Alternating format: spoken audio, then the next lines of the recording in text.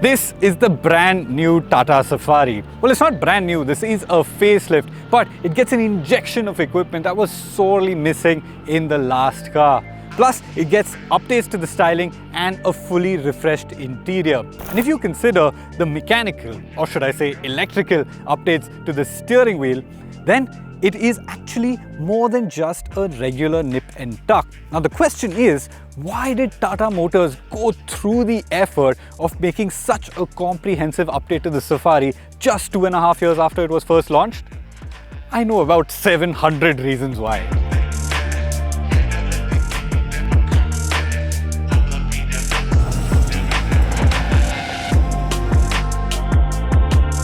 Okay, not literally 700, but the XUV700 was launched mere months after the Safari's launch, and it was a comprehensively better SUV.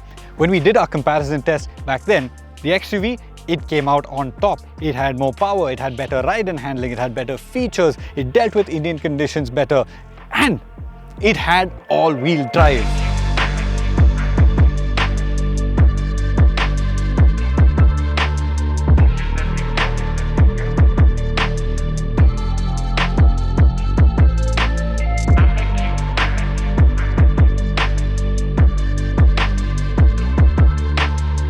Not that all-wheel drive actually mattered to the XUV sales. The XUV was the fastest Mahindra to hit 1.5 lakh units in sales. It did so in 29 months. But the AWDs were just a fraction of the sales. The AWDs, they appeal to the hardcore adventurers, you know, the kind that like to live young, live free. But for most people, the two-wheel drives just suffice. To be fair, the AWD is really capable. We've taken it onto some off-road trails. At the launch, Mahindra had off-road tracks designed for us, and it really did well. But somewhere that the Mahindra doesn't feel as comfortable off-road as the Safari is in the sheer robustness of it. It doesn't feel as indestructible as the Safari. You feel like you have to be a little gentler with it, you have to be a little mindful of what you're doing behind the wheel. It can't take as much of a beating. Those are just sensations I get as a driver. We know it's entirely true that the Mahindra is more capable with the all-wheel drive. Come tricky terrain, the Mahindra will see you through. But you've just got to be a little bit careful. That said, these all-wheel drives are overkill. Most people don't really need them. Most people like these big SUVs because, "Arey bhai, bada gaadi lena hai," you know, that sort of thing, where they like the size, they like the price, they like the value, they like the package that it is, but they don't really care too much of its hardcore off-road ability. And to those guys, a two-wheel drive car is perfectly good.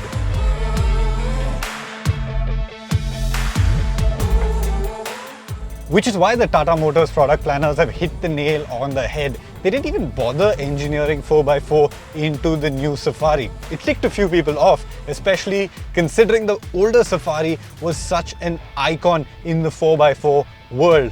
But not too many people are buying all-wheel drive cars.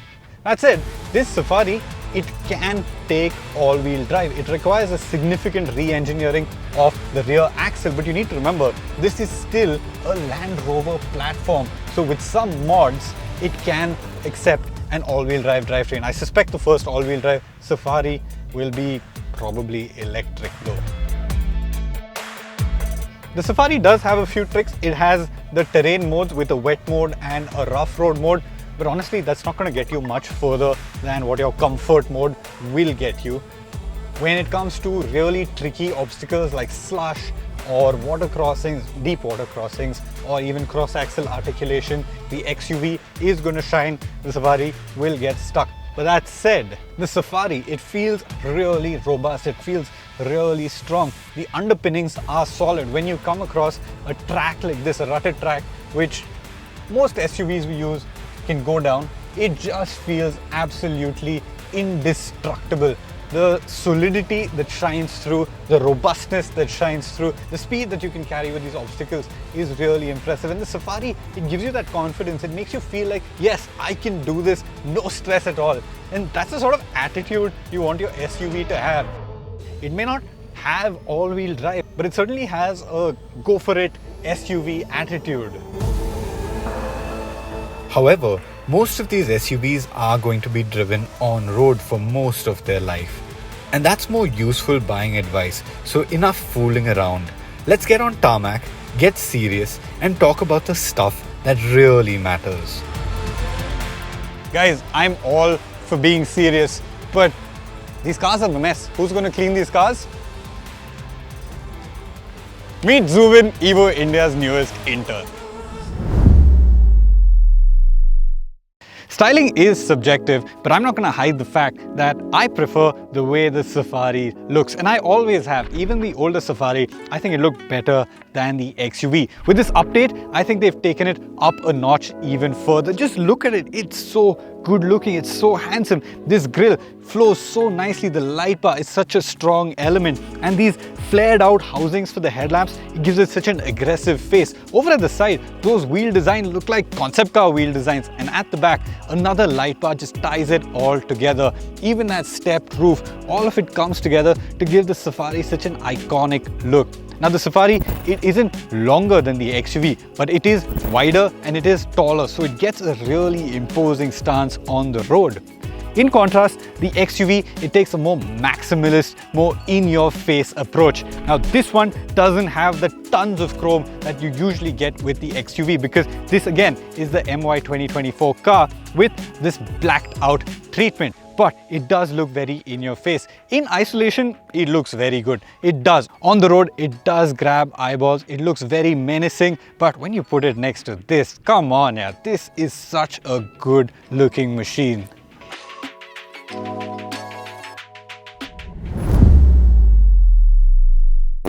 Coming to the inside, the older Safari's interior was more like a deforested jungle than the forests it wished it was off-roading in. It looked chunky and felt robust, but it was sorely lacking in features. With more digital real estate and more technology than ever before, no longer is the Safari left behind. In fact, I'd go so far as saying that the Safari has now taken a step ahead of the XUV when it comes to the interiors. All of the gaps that existed earlier have now been filled. You get a digital instrument cluster, you get this massive 12-inch infotainment screen, you get level 2 ADAS features, wireless Android Auto and CarPlay, a 360-degree camera, air purifier, connected car features, you even get memory seats up front. So it really has been well kitted out. And I've been spending a little time in Range Rovers of late, and there are a few details in here that remind me of those cars, like this dual tone leather steering wheel, or even this palm shifter, straight out of the Velar or the Evoque. But all of that said, not everything in here feels as expensive as it should. Some of the steering mounted controls don't feel great. The paddles, they don't have the nice clickety-click to them. And quality has been an issue for Tata Motors in the past, and I hope that isn't a problem with the Safari going ahead. But that is something we're just going to have to wait and see. The XUV700 does hold its own against the new Safari's interior. These twin screens up top, they feel really expensive, almost Mercedes-Benz like, as do the memory seat controls. Lower down, you've got physical buttons instead of that fidgetal pad that's on the Safari. It may not look as nice, it looks more cluttered, but it is better ergonomically. The XUV700 was very loaded when it first launched back in 2021, but it has gotten an update for 2024, and with it comes ventilated seats. Finally, the controls are in the screens. And the XUV700 does have a few exclusive features over the Safari. You get memory ORVMs, again part of this 24 update, and a sunglass holder. But that's not to say that the Safari still doesn't have the edge. That's because the Safari gets a host of features that the XUV doesn't get. Type-C ports up front, a cool storage bin in the center console, auto-dimming IRVM, and an electric tailgate. It also gets big advantages in the rear with cool seats in the second row, a sunshade, and an electric boss mode where the XUV gets manual levers and aircraft-style headrests. All of those features have made the Safari's second row the place to be. It had captain seats not only from launch, but from the launch of the pre-facelift car. Space is plenty over here, And I'm sitting really high up, stadium seating as they call it, so I can see over the driver and can actually look at the road. Gives you a really commanding feel in the back seat. But the XUV, it has taken a leaf out of the Safari's playbook. Captain seats, the XUV700 finally gets captain seats, and it is a proper 6-seater. But strangely, these seats are not on rails, so you can't move them forward and backwards. This has the longer wheelbase, the XUV700. I would have liked if they took advantage of that and allowed me to take this all the way back, slide it all the way back so I can properly stretch out. Right now, I can't properly stretch out because my feet hit the seat in front. Also, no ventilated seats over here. However, the fixed seats over here do have implications for the third row. And you need it because the third row space in the XUV isn't great. Aatish is 5'10" and it is a squeeze for him, and you can't make room because the captain seats don't slide. Meanwhile, the Safari's wheelbase is not longer than the Harrier's. They have increased the rear overhang, and therefore you actually have a slightly usable third row. Space in the third row also comes at the expense of boot space, with the Safari getting just 240 litres compared to the XUV's 420 litres. Of course, both SUVs have third rows that can fold down to increase space. Guys, can I get out of here and get to the driving? The Safari's engine, it is carried over from before, so you get the same 2-litre diesel engine which puts out 168 bhp and 350 Nm of torque, and it is a really nice engine. You've got this slug of torque very early on, you've got enough grunt through the rev range, and you can get moving without trouble. The Safari is a big car, it's a heavy car, but at no point does it feel like the engine isn't enough. It feels more than enough. You've got drive modes, you can put it into sport mode, and that picks up the pace a little bit. It makes the responses a little better. It gives you that much more grunt, and out on the highway, sport mode is ideal. But for the most part, city mode should suffice. The Safari also comes with a 6-speed automatic gearbox, again carried over from before, no changes there. And for the most part, you can leave it to do what it wants. Just sometimes I feel like changing manually, and that's what you've got the paddles for now. Refinement is okay. It's not best in class. The XUV does have better refinement. This one, you can hear it a little bit. It feels a little loud. The vibrations are there a little bit. But again, it's not overly intrusive.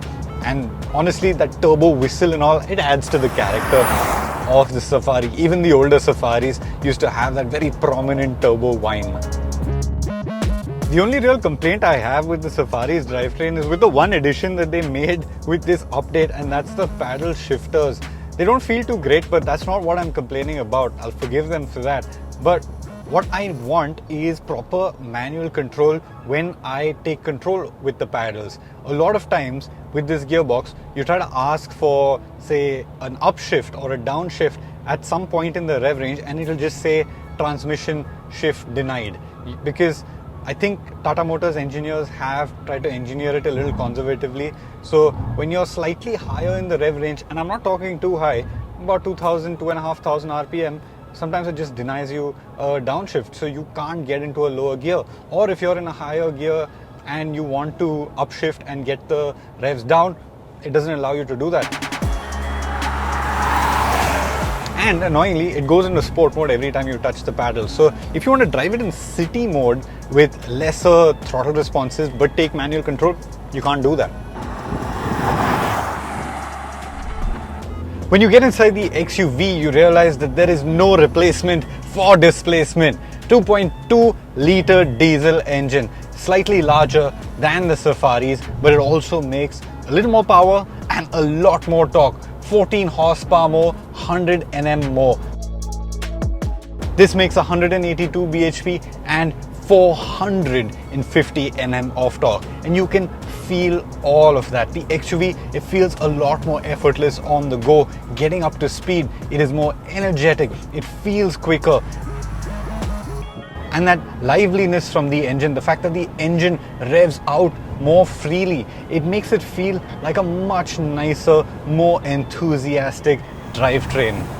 In terms of sheer refinement, it is slightly better than the Safari as well. And the gearbox also does a really good job of keeping it in gear. It's a little more on it than the Safari. You want less in terms of manual control from this because it does a better job on its own. Speaking of which, no paddles on this. You only get the Tiptronic selector over here.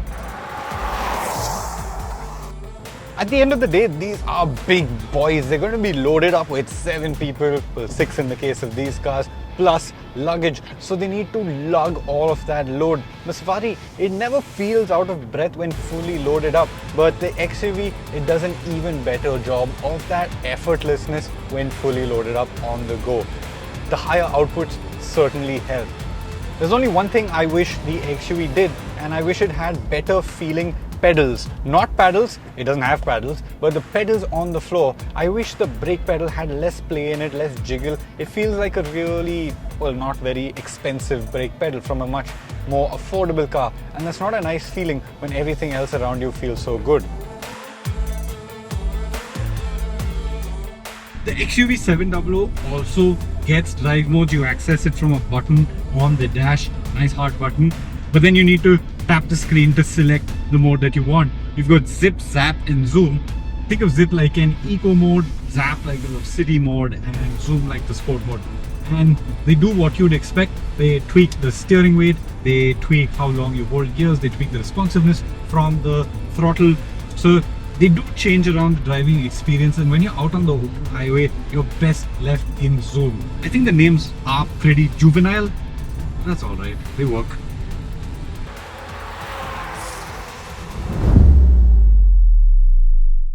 Back in the Safari, there's no avoiding the other big update, which is electric power steering. And honestly, it's the best thing that's ever happened to the Safari. It makes such a huge difference to the way the Safari drives. The older hydraulic unit, it had so many flaws. It used to be so quick off the center, so reactive, but also inconsistent. Lots of feedback, annoyingly too much at times. And over long road trips, you needed to be hyper alert to keep track of what the steering was up to, and B, it got exhausting.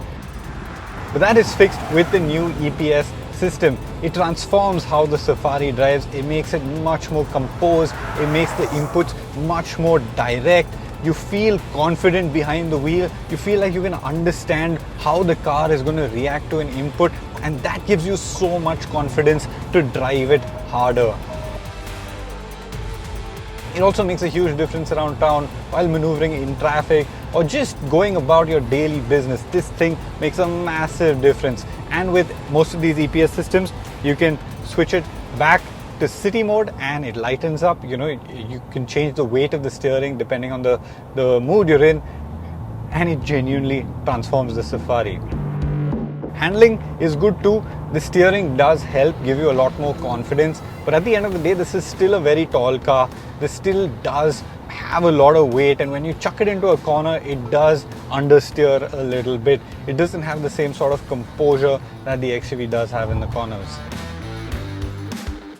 As for ride quality, ride, well, at low speeds is a little firm. You can feel the pitter-patter of certain bumps and rocks and dips and ruts in the road a lot more in the Safari. And at higher speeds, it does get better. It likes doing high speeds and over Indian roads and all. It feels superb, but there's still that underlying firmness in the ride quality. I could never call the Safari plush. But that is exactly what I describe the XUV700's ride quality as. It is a lot more plush than the Safari, and this is across the board. At lower speeds, at medium speeds, at higher speeds, this just feels softer, more composed. At lower speeds, it deals with small bumps in the road much more gently.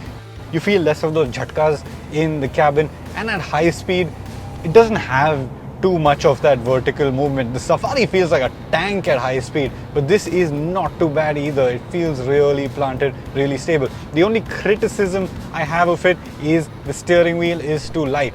That really helps it with its maneuverability around town.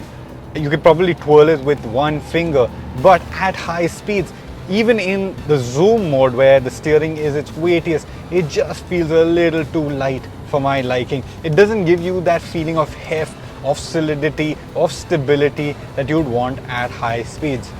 It's not like it's unstable in any way, but a weightier steering would just make it feel that much more planted. And then comes the handling, and here the XUV700 shines as well. I think part of it is down to the fact that it's a little lower in terms of height compared to the Safari. The Safari is really tall. But second, it also gets independent rear suspension and all-wheel drive, and that makes a huge difference to the handling. When you're going around corners at the limit, it feels a lot more comfortable, A, and B, the limits are also a lot higher. The point at which it descends into understeer is a lot faster than in the Safari. So you can carry much higher speeds around corners, feel more confident in the corners. Again, the steering, just wish it was that little bit weightier in the corners, just wish it loaded up a little better. But apart from that, this is the better car to drive. And I'm not just talking from an enthusiast perspective, but generally for anybody. Because it rides better, because it handles better, because it has more punch, all of that put together just makes it a nicer car to drive.